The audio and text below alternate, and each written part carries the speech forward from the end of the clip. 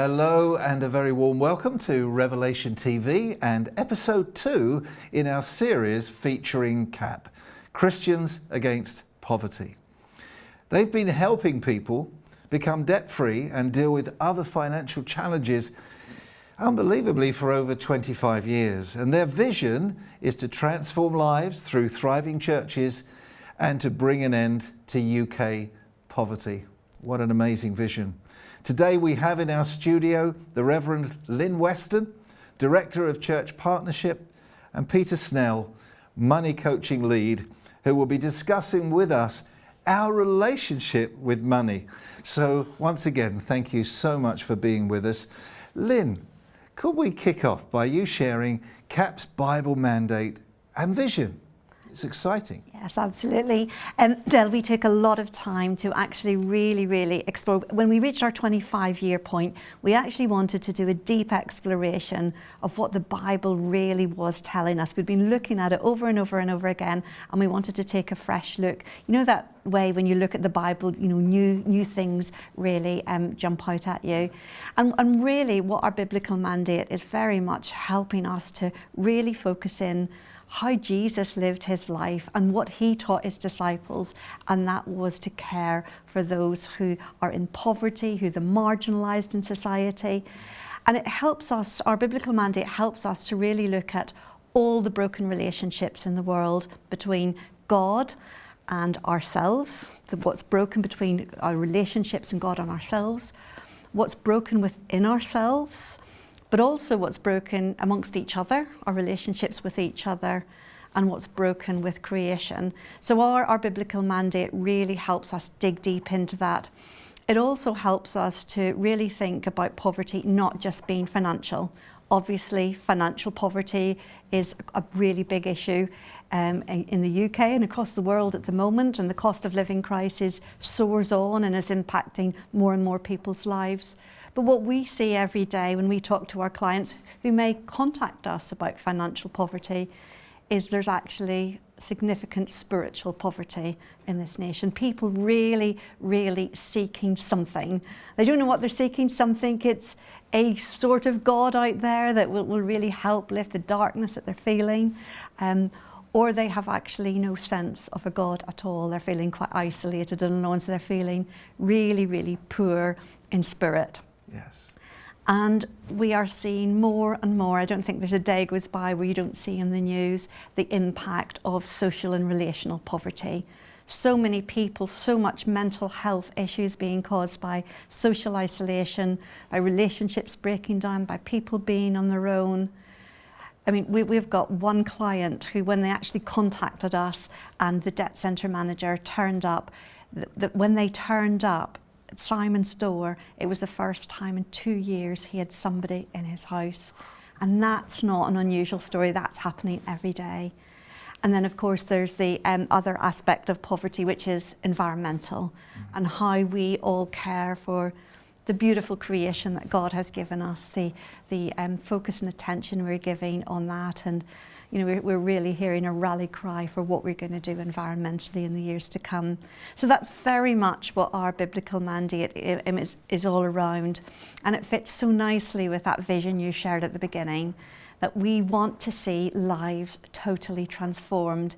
We want to get the UK church so excited and built up, a rallying cry. We want to speak prophetically into the UK church to say, this is what Jesus wants us to do. He wants us to be out with our communities, with the people around us, to really help them and see lives transformed in the name of Jesus. So one of your big initiatives really is to help people manage their money as God's stewards. Absolutely. That is so key. We want to see lives transformed, and it might be that the starting point is about helping them manage their money and look after the money that God has given them. But then it might lead on to other things. They might identify that there are other areas of poverty in their life, like the spiritual and social and environmental. And we start to see Jesus and the Holy Spirit, the power of the Holy Spirit, really work and turn everything around. What started as one issue may actually escalate into many other things. And the second part of our vision is to see thriving churches. Now, it's not CAP's job to work out what a thriving church is. That's God's job. But what we want to do is partner with thriving churches all over the UK. Now, when we say thriving, that is nothing to do with numbers, denomination, network, size of building, money, or anything like that. What we see as a thriving church is a church where Jesus is at the centre, where his love is being proclaimed, and where we're seeing that in action. And it's a church who really wants to follow their biblical mandate, and where their biblical mandate and our biblical mandate line up. That's what we see as partnering with Thriving Church. Terrific. And letting God do that. And in doing that, we do believe it is doable to see an end to UK poverty. Not just for the sake of our generation. I mean, that's really important for our generation, but for the generations to come. Now, I have personally vowed to my 16-year-old son, I will do everything I can while I can to make this a better world for you to grow up in. Praise we God. want to not just do it for us. I had one client, Mel, and she had a little baby with her who was 3 months old. Mel is a perfect example of how this all comes together. So she approached CAP after a while, and she first of all realised that she had big financial issues. On the first visit we had, which I happened to be in the first visit, it took her 25 minutes to tell us her name, because behind every name, she had multiple names, between every name was a story. Yes. And it was a story of financial desperation, but also of abuse and family issues. And while she was telling us this story, I was holding her 3-month-old baby in my arms. She lived in emergency accommodation. I thought I knew what emergency accommodation is, but she had one of those makeshift doors where all the wind blew in underneath. She didn't even have a stove. Wow. She couldn't even cook.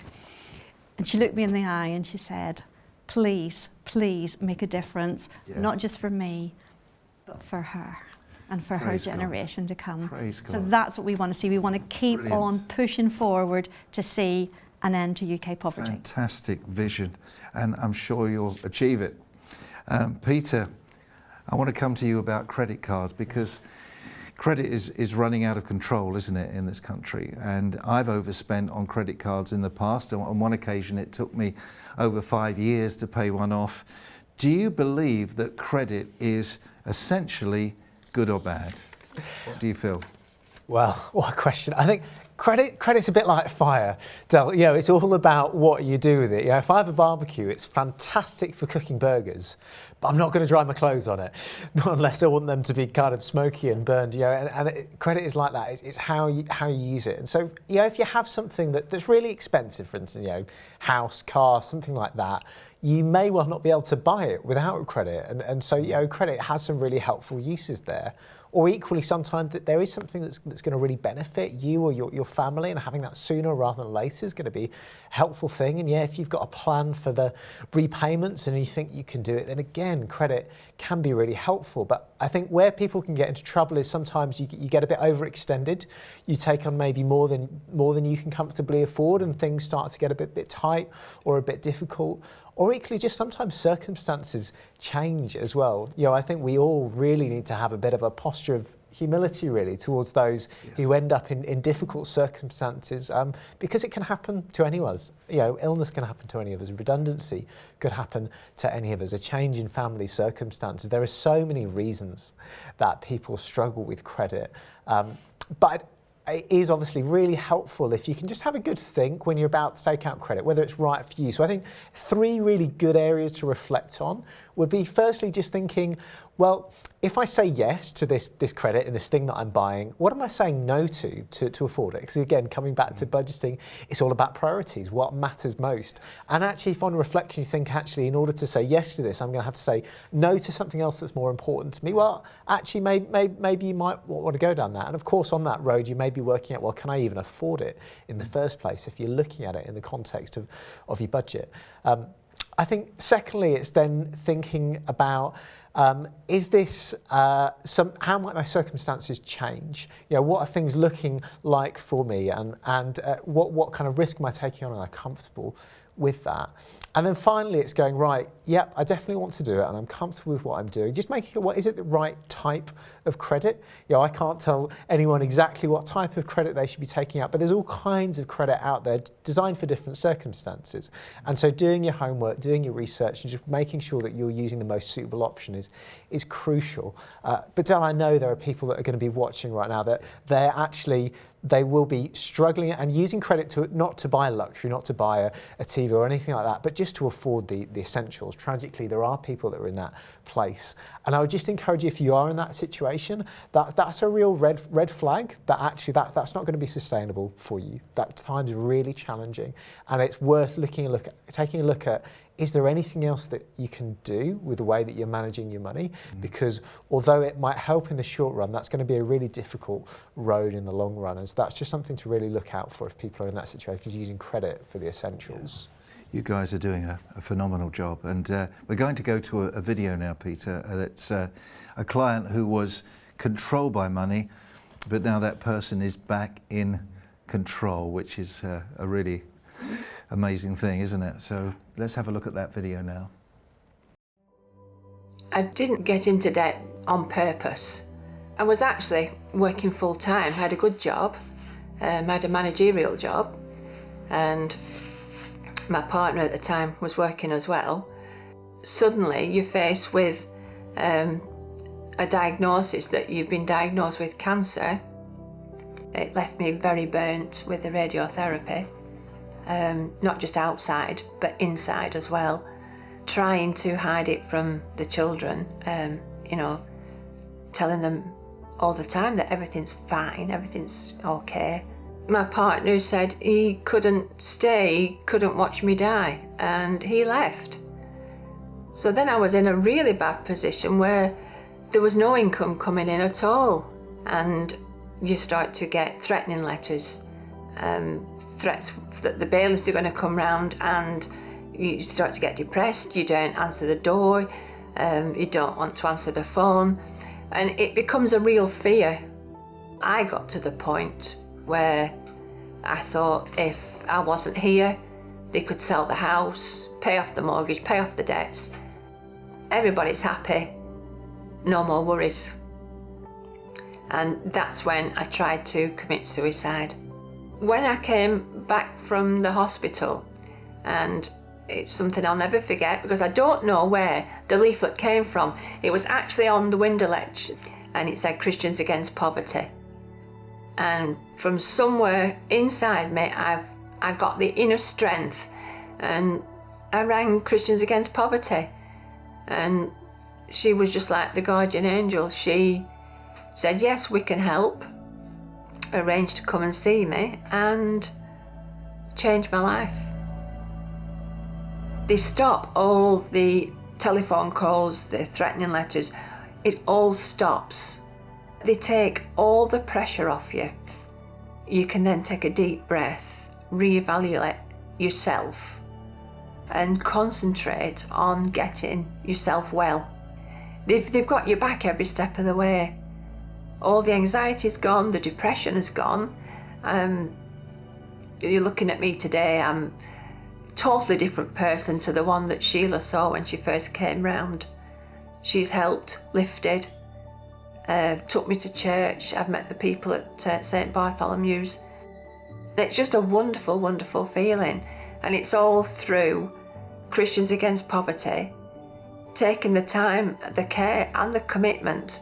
And of course they're doing all this for free. They don't want anything back from you. They're doing it purely to help you as a person. And over the 9 years I've learnt money management, budgeting, and how to be very careful. I can enjoy my grandchildren, I can enjoy my family. You don't need money for that. So I'm truly grateful to CAP and St Bartholomew's and all the people there that have supported me.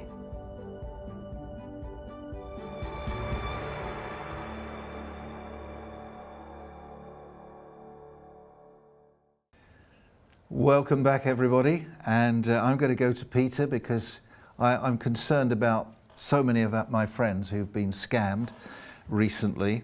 How can our viewers become confident with money, spend in a smart way and avoid the pitfalls? There's a lot of pitfalls now in this digital world where scammers are lurking like vultures to pick off all of our precious resources. Yeah, I mean, it is just so common right now. It is absolutely everywhere. You know, I was just looking at the stats, and last year alone, 4 out of 10 UK adults, someone tried to scam them. And 1 in 7 actually fell victim to that. And so there are millions of people that just last year actually, you know, and you know what? I actually was one of them. I put in my password for something quite sensitive online. I was just rushing. I was running about. I had something to do. I got a text. I was kind of expecting it. And I put in a password. But as soon as I did it, I thought, oh no. And so immediately I went on that website and I changed the password that I just put in because I sort of had noticed. But man, if I'd have left that for maybe a few hours, there's no knowing what. And it's so easy to do. And so I think the first thing is if anyone's watching this and they have been a victim of a scam, well, hey, unfortunately, you are far from alone, and there's no embarrassment at all about that because it's so easy to do. But it's so important to, as best as we can, protect ourselves against that. So a few things that people can do is firstly, just be aware and be really wary of any kind of unsolicited texts or calls. You know, there's loads about parcels at the moment or claiming to be from Amazon or Royal Mail, whatever it is, or often from your bank as well. And sometimes if you're expecting a parcel from that company, it can feel legit, but what they're doing is they're just pushing millions of these out in the hope that a few of them, just by sheer luck, turn out to sort of catch people unawares. And so be really cautious. Any unsolicited texts or calls. If you are on the phone with someone and you think, I'm just not 100% sure, best thing to do is just hang up the call and search for the bank or the organisation that you are claiming to speak to you online. Go to their official website. Make sure you look at the URL carefully and there's no funny numbers or anything in it. Go to their official website, find the contact number and call them back from that. And that's just going to give you that peace of mind that it's definitely in the right place. The other thing to look out for, you know, now is videos. Because of AI, people can actually create fake videos using people that are trusted, saying, you know, do this thing, but actually it's not. Again, it's a scam. And so you've just got to be really on your toes. Make sure you know that you're on the right website or you're speaking to the right person. And if you have been a victim of fraud, then first thing, if it's financially, if it's to your bank, call your bank, let them know immediately. That is the very first step. Report it to the police and know that, hey, you're not alone by any means. Don't panic when that call comes that tells you that someone's taken £5,000 out of your account. Oh yeah, I mean, they use kind of fear and urgency really are the bread and butter. Yes. And they will do all kinds of things to make you think, I've got to act now, I've got to act now, I've got to do it. And as soon as you get someone on a call or a text or an email that's pressuring you, especially if it ever involves transferring funds, run a mile because that is almost certainly not going to be legitimate. Thank you. Now, there's a real stigma, Lynn, about claiming benefits. And when I was a young man, I was entitled to some benefits, but I didn't want to queue and be seen queuing.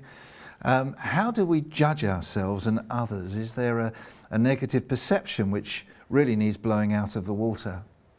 Yeah, let me start where I started at the beginning about going back to the Bible and how we actually manage our money and what the Bible has to say about that, and then I'll get on to answering that question.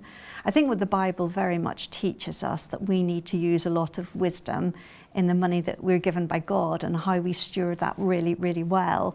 And making sure that we've got a really good balance between what we need for ourselves. And yes, we are encouraged to give to others and steward that money, but making sure, I always think of this as a bit like when you're on an airplane and they say, put your oxygen mask on first, because you can only, if you can't help yourself first, then you can't help your family and others around you. So steward that money really well on what's given us. And then God teaches us, Jesus teaches us to love your neighbour and how we actually share our money with others and what that leaves us with in terms of what we can afford. And then the third part of that is trusting that what God has given us, He will provide. But then sometimes we just hit hard times, our circumstances change, and we may need to rely on benefits. there should be no stigma attached to that, because we have, for whatever reasons, we need to rely on that support that's given to us. And what I would say, in the last year, we have had this benefits calculator on our website, so you can go to our website and see our benefits calculator. We have so many amazing stories of people who, for a variety of circumstances where life has just taken a turn and they're relying on benefits, but they are not sure what benefits they're entitled to. They've went to this benefits calculator. It has told them what is available for them, what they can be claiming. At the minute, in less than a year, we have over £100 million of benefits being claimed by people who didn't know what they were entitled to. Say that again. How much? 100. I know. I have to repeat it. £100 million. Wow. Just our clients going to this benefits calculator and learning what's available.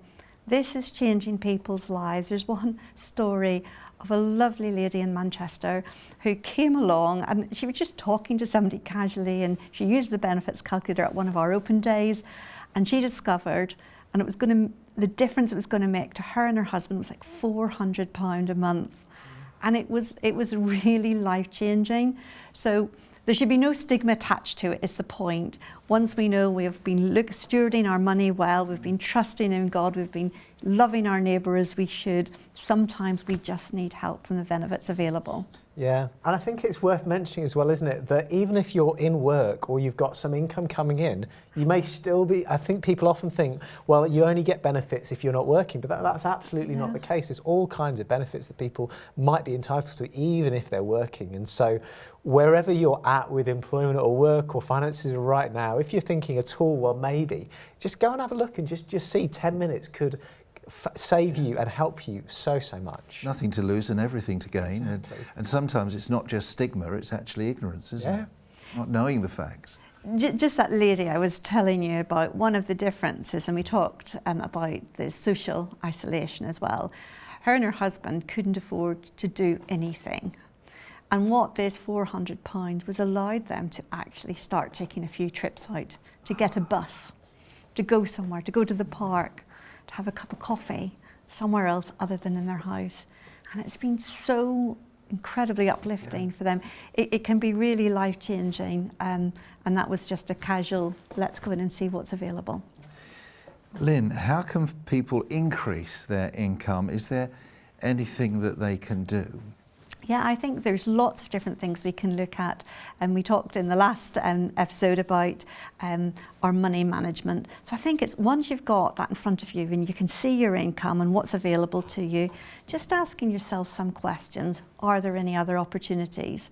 One example might be, is there an opportunity for working a few more hours, doing something that you enjoy doing, something that you're able to do?